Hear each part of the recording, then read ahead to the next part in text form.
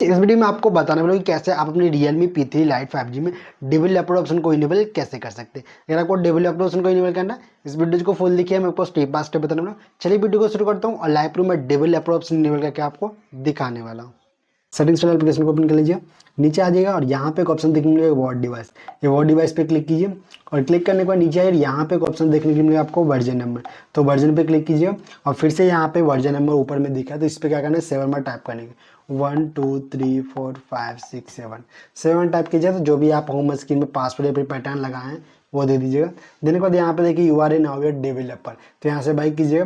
By करने के बाद यहाँ पे नीचे आने के बाद यहाँ पे एक ऑप्शन देखने में सिस्टम एंड अपडेट, तो सिस्टम एंड अपडेट पे क्लिक कीजिए। तो यहाँ पे देखिए डेवलपर ऑप्शन है वो इनेबल हो गया। तो इस तरह का आप अपने Realme P3 Lite 5G में डेवलपर ऑप्शन को इनेबल कर सकते हैं या फिर ला सकते हैं। अच्छी लगी वीडियो को लाइक कर दीजिए, चैनल पे पहले बार चैनल को सब्सक्राइब कर लीजिएगा।